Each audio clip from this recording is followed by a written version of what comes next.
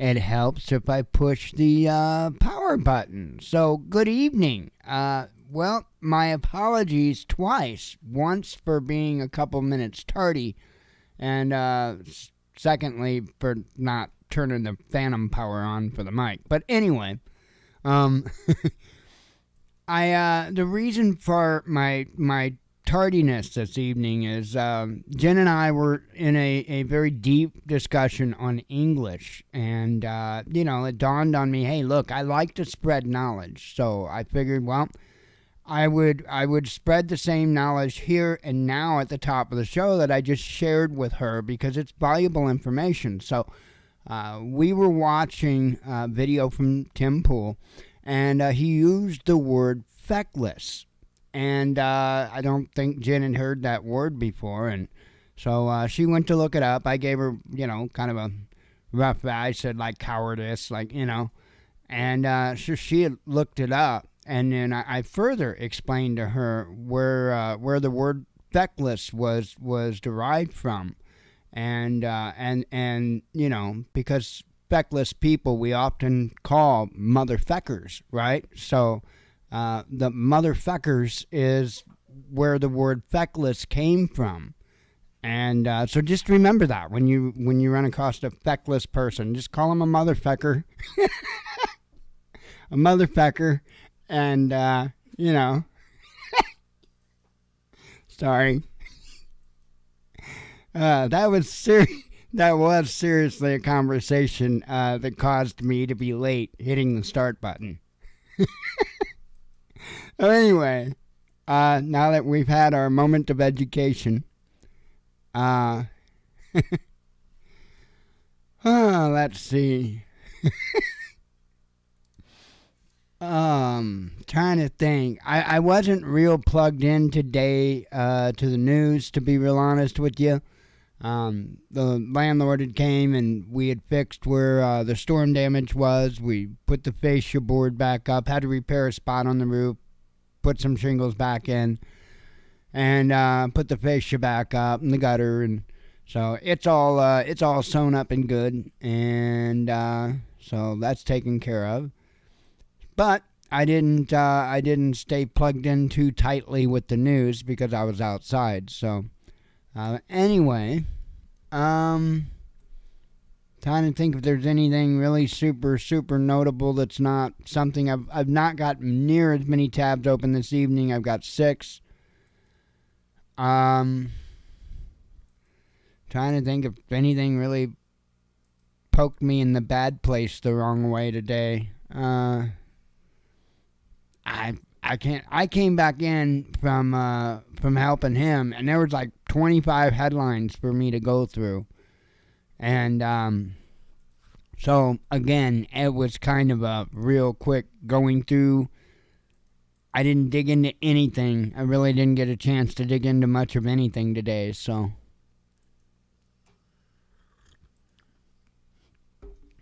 let's see. And tomorrow I'll be busy back outside again doing top secret work. Anyway, I do have, like I said, 6 articles up. I figured I would just run through them, get the headlines done, get the heck out of here. Because I do plan on being at it pretty early tomorrow, doing the things. So I wanted to hopefully get in maybe even 3 rounds tomorrow, so of testing. So yeah, got to get at it pretty early to do that. It's supposed to be a nice day. It's supposed to be windy, but I think 68 is what they're predicting for the high, and it wasn't too bad out there today, to be honest. It was pretty nice, actually. I mean, I had a coat on, and I put on a pair of mechanics gloves most of the time because I'm a pansy, but it wasn't too bad. Let's see. Oh, you guys might want to see what I'm looking at. Maybe not. Syria reports another missile attack. Now, I brought this up first and foremost because this happened shortly before the start of the show here. So, or at least the report came out shortly after the start of before the start of the show. Syria reports another missile attack. The Syrian military has accused Israel of firing several missiles at Damascus early on Thursday, causing property damage in the capital. The attack came at 1:20 a.m., and air defenses managed to shoot down at least some hostile targets, the state news agency SANA reported, citing military sources. Loud explosions could be heard over Damascus, but it was unclear where the missile struck. There were reports of a fire in the Al-Medan neighborhood, a residential area in the south of the Syrian capital. Other reports said the strike targeted the nearby Kafr Sufa, something like that. Susa. There's no F in there. Unlike motherfucker, there's an F in that. There were reports of ambulances responding to the scene, but no official confirmation of casualties yet. According to SANA, the missiles came from the direction of the Israel-occupied Golan Heights. Thursday's attack comes a week after Israel targeted the airport in Aleppo, damaging the runway and taking it out of service for 2 days. So, more action happened in that direction. So, you need to get on Flight Sim, homie. And, me, you, Jimmy Crackcorn, we don't care. We'll just go flying on a trip somewhere. I don't know. Maybe we'll get up. We'll take gliders up to like 100,000 feet in the air, and just see what the hell happens. Right.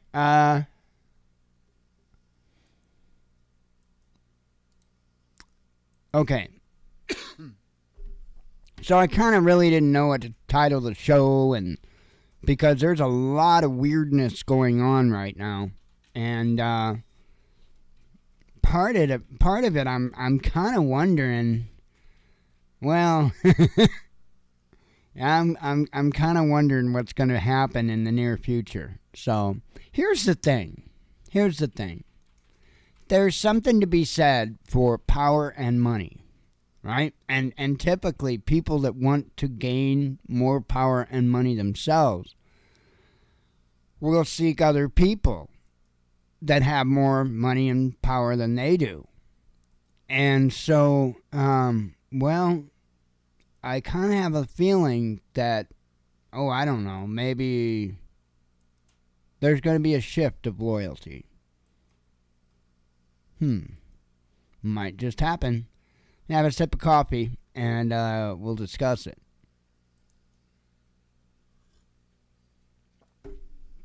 So this is the first part of it, and I won't say that I ever thought that there was a whole lot of loyalty between Nothing But a Yahoo and Dementia Joe, but things might be a little colder than what I thought. Anyway, it says Netanyahu tells Biden to stay out of Israel's business.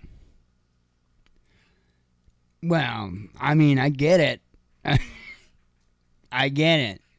He needs to stay out of the damn ice cream freezer, too. But I just, I don't know how much of this crap I believe. I'm going to be honest. I don't know. I don't know what to think on this stuff. The United States has been a shill for Israel for so damn long. It's hard for me to believe that there's actually a rift in between Blue Team and the Netanyahu, whatever team, Netanyahu team. I don't know. Because to me, for the most part, the agenda, it's just like everything else.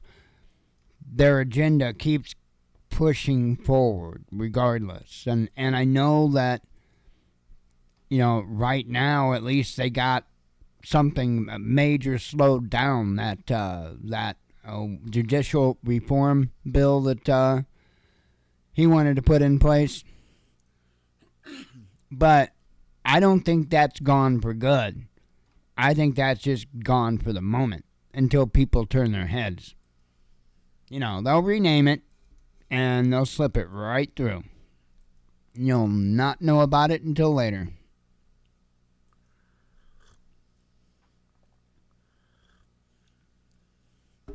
So anyway, says here, Israeli Prime Minister Benjamin Netanyahu has responded after President Joe Biden voiced concerns about the proposed judicial reforms in Israel, insisting his country would make its own decisions and not succumb to pressure from abroad. In a series of tweets shared on Tuesday night, Netanyahu noted that he is known his U.S.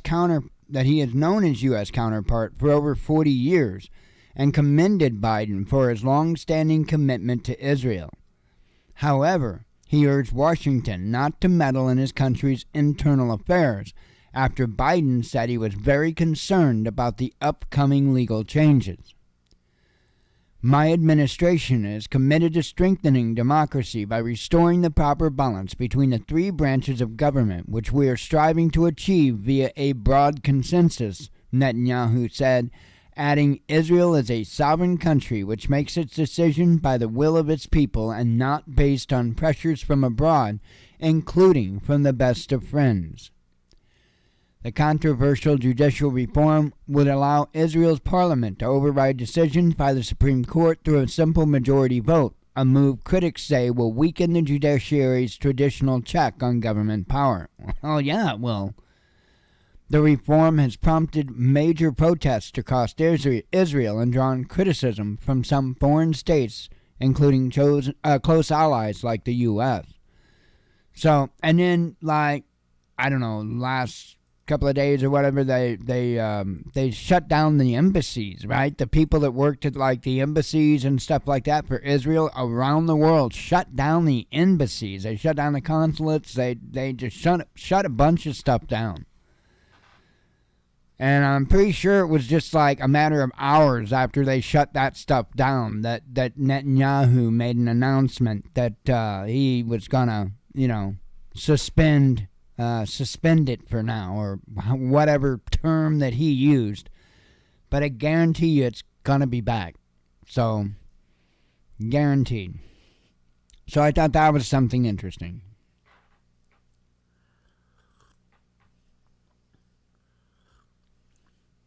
Not that I think that that's gonna bear a lot of weight on anything, but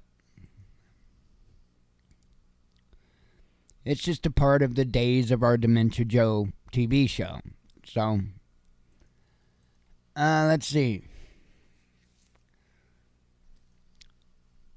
Zelensky admits fear of political shift in the U.S., says AP. Okay, fair enough. I get that. I totally get that. Because once this kook is gone, so are you. Yeah, I would be concerned too. Ukrainian President Vladimir Zelensky worries that support in Washington for his country will dwindle after next year's U.S. presidential election. You could say that. Associated Press reported on Wednesday. The United States really understands that if they stop helping us, we will not win, the Ukrainian leader told the news agency this week during what it described as a morale-building journey by train across the country. U.S. President Joe Biden has been criticized by some Republican politicians for what they described as writing a blank check for Kiev. Last year, his administration secured $112 billion in Ukraine-related funding from Congress. No, from you. It included paying for weapons being sent to Ukraine by the Pentagon and for propping up the country's budget so that the government in Kiev remained operational. Earlier this month, Fox News host Tucker Carlson sent a questionnaire to potential and declared candidates for GOP presidential nomination in the 2024 election, urging them to put their positions on the Ukraine conflict and confrontation with Russia on the record. Former President Donald Trump said that were he to be elected again, Kiev should expect that there will be little more money coming from us. Florida Governor Ron DeSantis described the conflict as a territorial dispute that was not a vital strategic interest for the U.S. After criticism by some hawks in the Republican Party, he later clarified that he recognized Ukraine's sovereignty over its former parts that have transitioned to become Russian territory, including Crimea. Zelensky was careful not to name either U.S. politician during his interview, even as he shared concerns over a possible political shift in Washington, AP said. He also explained his reasons for not withdrawing troops from the city of Artemovsk, I can't say that one, which Kiev calls Bakhmut. Now, that I can, at least butcher. He claimed losing it would put his government under pressure internationally and domestically to seek compromise with Russia. So, this is only part of the story that I've got to say. Take a seat and enjoy the play. I suck.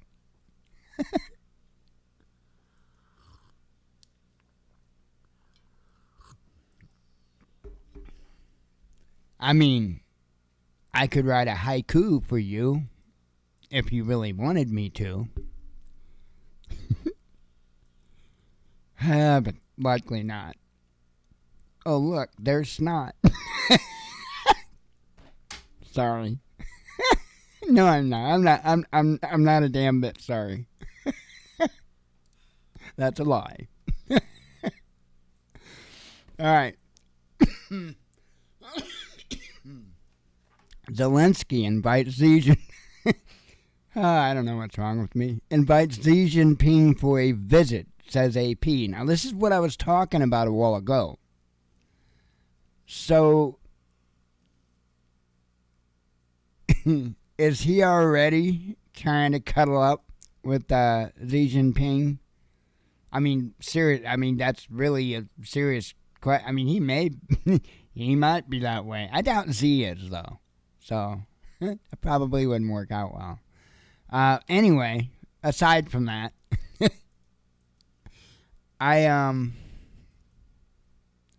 this sounds crazy to me. Let me read it. Ukrainian President Vladimir Zelensky has reportedly lamented that he hasn't had any direct talks with Chinese leader Xi Jinping since Russia's military offensive against Kiev began last year, and he wants to rectify the situation. We are ready to see him here, Zelensky said in an interview with the Associated Press that was published on Wednesday. I want to speak with him. I had contact with him before full-scale war, but during all this year, more than 1 year, I didn't have. Well, thank you for saying that clearly. Beijing last month unveiled its 12-point roadmap for ending the Russia-Ukraine conflict, calling for a ceasefire and working toward a sustainable European security architecture, rather than imposing sanctions and applying maximum pressure to force a solution. China has tried to play a constructive role in the crisis, resisting U.S. pressure to condemn Russia and join in the West's anti-Russia sanctions. U.S. officials have dismissed the Chinese proposal as an offer that would help only Moscow. Zelensky has hosted a parade of Western politicians in Kiev, including U.S. President Joe Biden and 3 UK prime ministers. He said last month that he was open to China's peace plan, but would only accept a deal that led to Russia pulling all of its forces out of Ukrainian territory. Chinese Foreign Ministry spokeswoman Mao Ning told reporters on Wednesday that she had no information on whether Zelensky regime had actually invited Xi to Kiev, nor was she able to say whether the Chinese president would accept such an offer. Russian President Vladimir Putin hosted a state visit by Xi earlier this month in Moscow. U.S. Secretary of Defense Lloyd Austin last week called the summit very troubling. Officials in Washington have suggested that China is considering sending arms to Russia, saying such a move would have consequences. Well, I think Vladimir is trying to see who's got the better deal. I really do. I think he's trying to see who's got the better deal. I think he probably realizes not only there's going to be a political shift, I'm sure there's going to be a political shift. I'm pretty certain Blue Team's not getting back in right away. I'm pretty certain of it. There would have to be something just stupid crazy happen for Blue Team to get back in office right now, as far as the presidency.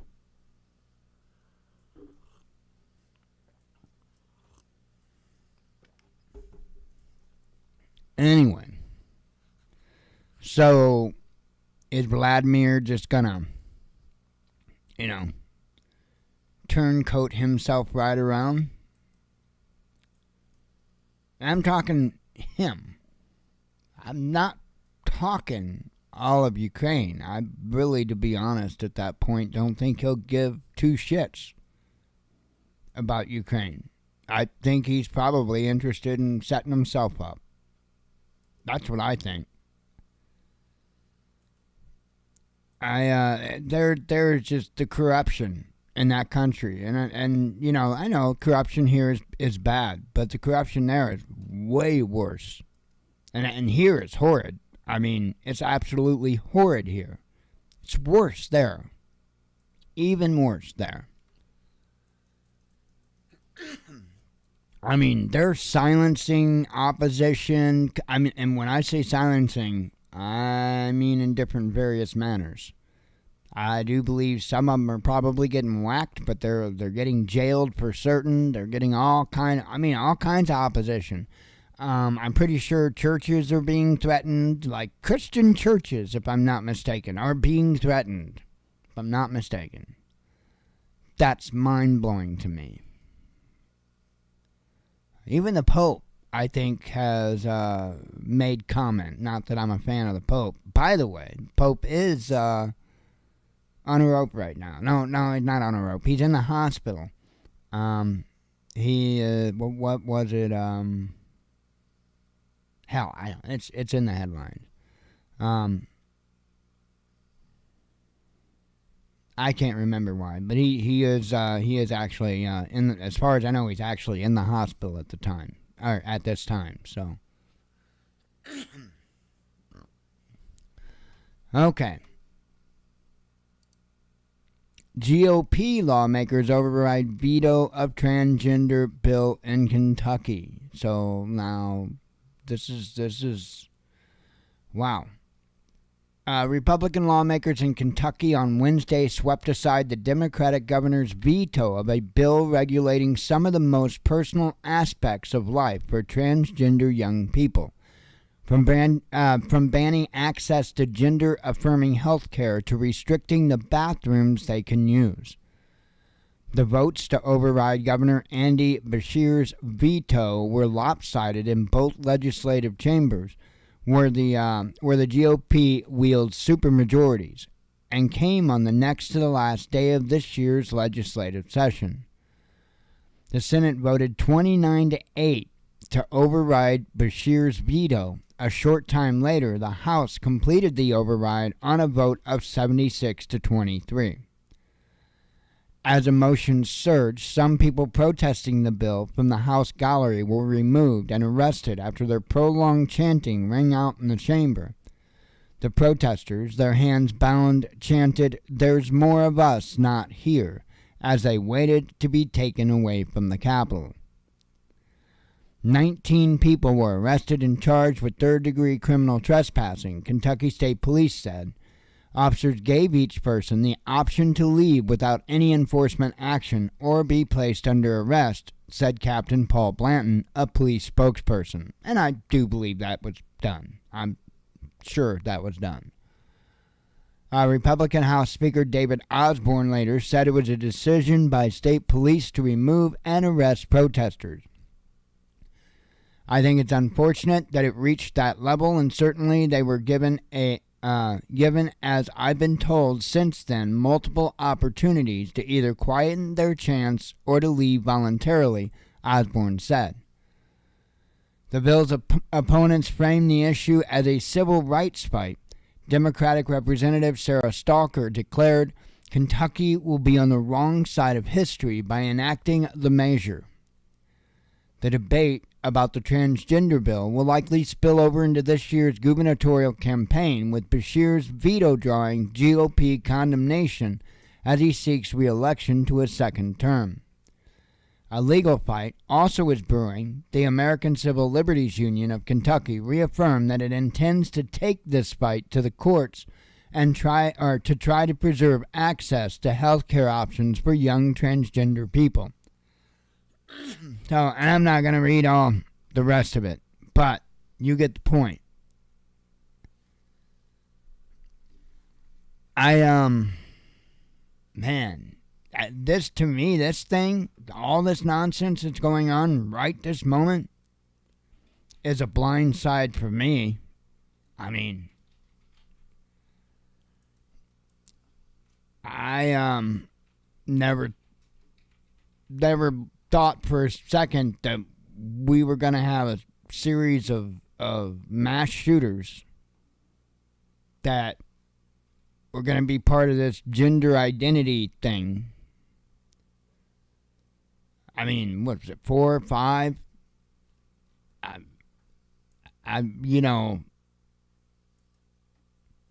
probably something we might want to consider and look at.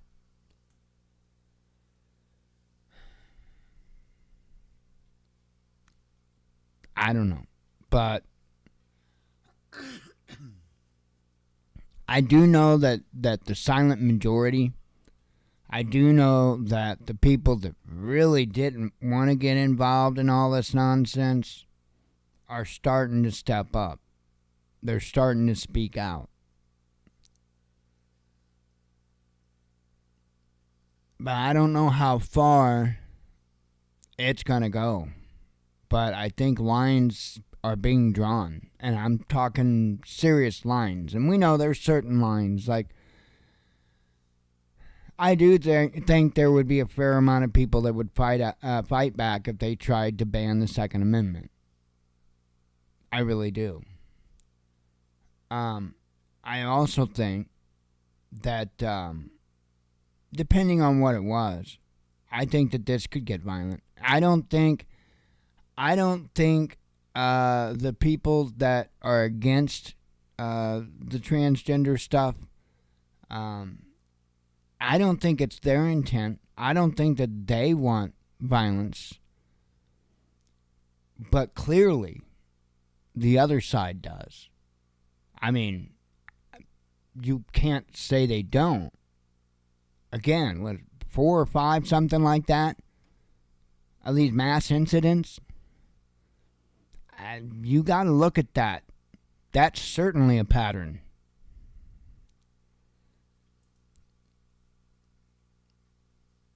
And I really don't think that you'll see a whole lot that's against the transgender stuff. I don't think you'll go out and see them seeking a fight. But I think you'll see a whole lot of them that are willing to end them.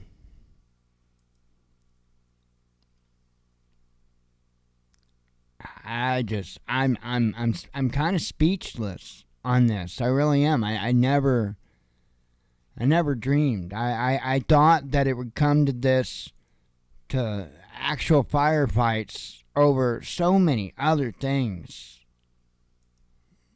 I'm even firearms themselves obviously was one of the big ones, but I mean, I even thought it would, stuff like this would come to, Roe versus Wade before this.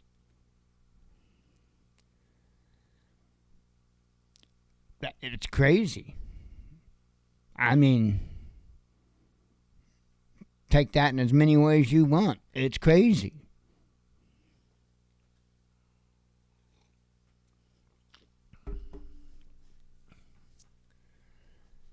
It's crazy.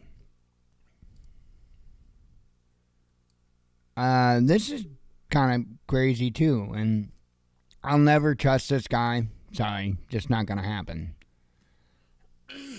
It doesn't mean that I won't ever believe anything that he says. It doesn't mean that I hate the guy. It doesn't mean that. Actually, I think he's kind of a funny dude, and I enjoy his humor, and it is what it is, and all that. And hey, we're good as long as he keeps his brain chips to himself. Me and Elon's fine. The day he wants me to have a chip put in my head, I'm gonna want to repay the favor and put a chip in his as well. So, a little different kind of chip, but hey, chips are chips, right? So, I don't, like I said, I don't trust the guy, but him and many, many others are coming out and speaking out about this AI stuff going on, and are pleading for them to kind of back it down a little bit, slow down a little bit. I myself personally think it's probably a smart idea, because it's pretty crazy already, even what the public has access to. It's pretty crazy. So Musk demands AI pause. As this article says, more than 1,100 AI researchers, tech luminaries, and other futurists have signed an open letter demanding a 6-month moratorium. That's a pretty damn big deal. On giant AI experiments since the text was posted by the nonprofit Future of Life Institute last week. Notable signatories of the letter include Tesla CEO Elon Musk, Apple co-founder Steve Wozniak, and transhumanist historian Yuval Noah Harari. And I'm sure I said that wrong, but I find that incredible. You got, I'm not a fan of Apple, so I'm going to say you got evil Apple, and then you've got a transhumanist. Now, that's, I'm going to have to go with evil on that. Well, now wait, it's transhumanist historian, so maybe that doesn't, I don't know if that means he's into transhumanism or not. I don't know. But anyway, correspondence warns that AI systems with human competitive intelligence can pose profound risks to society and humanity. It also insists that rapidly advancing technology should be planned for and managed with commensurate care and resources, rather than allowing out-of-control race to develop and deploy even more powerful digital minds that no one, not even their creators, can understand, predict, or reliably control. Could you imagine that? And how do you fight that? Because, like, even communication, if you had AI that was putting the screws to us, we wouldn't even know. We would not even be able to come close to intercepting and decoding their communication. We would be screwed. I mean, I do think that this AI stuff is certainly a concern. And I really do think we need to sandbox it. I really, really do. Because, fortunately, there's not a lot of robots that are out in the wild, if you will, that have a lot of functionality to them. In other words, there's not a lot out there that has abilities to do human-like procedures. You know, whatever. Turning a bolt, whatever. And when I say that, I'm not talking about a machine. I'm talking about like a robot walking on 2 feet, humanoid kind of robot walking on 2 feet, being able to go and tighten up a nut and bolt. You know? Just that simple task. Without that really being a big part of our reality, in a sense, I would think that it would be a bit hard for them to maximum overdrive us on that level. However, doesn't mean that they couldn't harm us, because AI could definitely take down our power grid. AI could definitely put a screw to us. It could screw up every single water treatment plant, sewage treatment plant. Well, I guess, well, no, they're not the same thing, but, it could, man, it could screw us up like you wouldn't believe. It is something we want. Again, I like the idea of sandboxing it some way. I don't know. I'm not a programmer, so I don't know details on that. But I would definitely make sure that it can't get out and get involved in its own form of population control. Do do do do do do do do.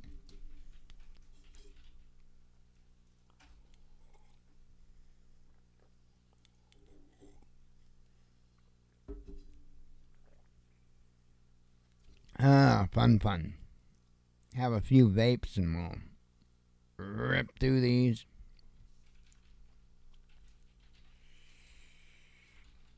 I'm ready for bed. Got to learn a little bit more about how houses are built. I seriously, that's one of my weak points. Construction's one of my weak points. I don't know a lot about it, so anytime I have a chance to learn anything, I do. I just haven't been, mainly, I haven't been exposed to it. So, all kinds of metal work. I can work in a metal shop like you wouldn't believe. Anything you can imagine, pretty much in a metal shop. But, nah, not so much for wood.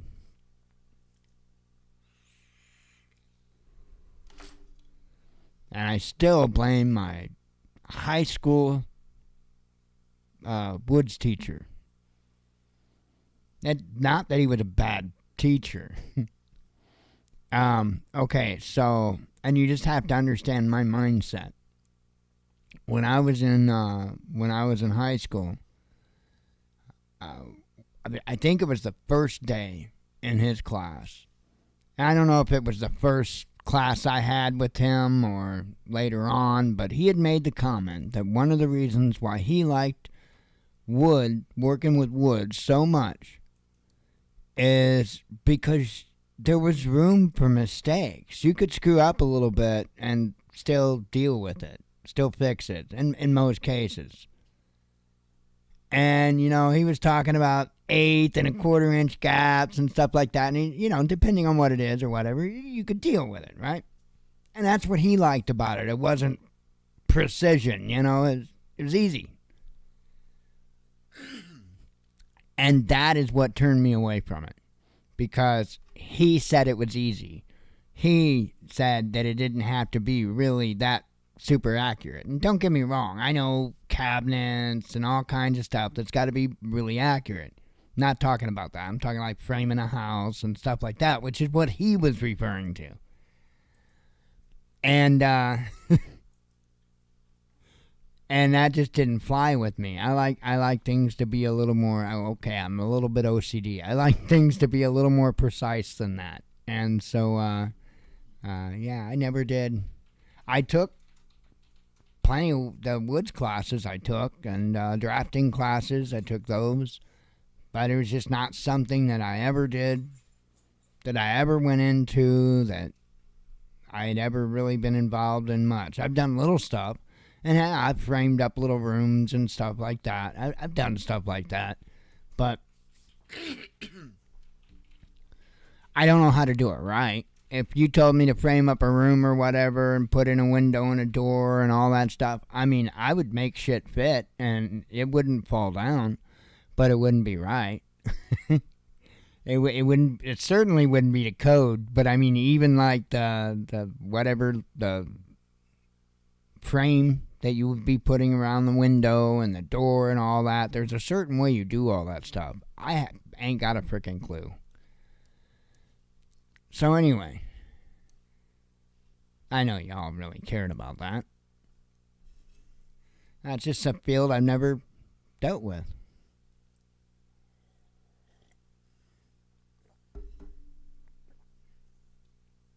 It's just rare because I've done so many different things that are working with your hands, skills that you do with your hands. That I never even really went there, other than high school. All right. Elon Musk spars with Bill Gates over AI, and I wish this was a literal thing because that would be cool. Give him a couple, give him some boxing gloves. Okay, well, give Elon the lead-weighted boxing gloves, and let them go at it. Cage fight. It's got to be a cage fight, right? 2-man enter, 1-man leave. Would you guys be good with that? Elon Musk and Bill Gates. 2-man enter, 1-man leave. Now, think about the freaking debt that could be paid off if that was pay-per-view. Anyway, China issues warning over Taiwan leader's visit to the U.S. EU countries seek protection from Ukrainian grain. Iranian cars to hit Russian roads, says media. Zelensky explains why he won't withdraw from key Donbass city. Jail time for single father unfair, says Wagner chief. Russia trains strategic missile forces. Key Asian bloc looking to dump dollar and euro, says media. Zelensky admits fear of political shift in the U.S. Oh, I covered that. J.P. Morgan boss to be questioned over bank's ties to Jeffrey Epstein, says media. Oh, really then? Why don't you just give us that list and we'll put together who needs a talking to? Poland not ready to ditch, for the euro. Zloty? I don't know how they pronounce. I guess that's a currency. I don't know how it's pronounced. Biden brushes off MI5 warning. Rock icon slams German authorities. Did anybody make sure that Biden even knew what MI5 was? Because he might not know what it is. Anyway, India considering investment in Russian Arctic shipping. UK newspaper apologizes for slavery links. Pentagon prints playing cards to train Ukrainians, says New York Times. All right. How about that? That HIMARS flashcard set. Did you bring the HIMARS flashcard set? Oh, that's going to work so well.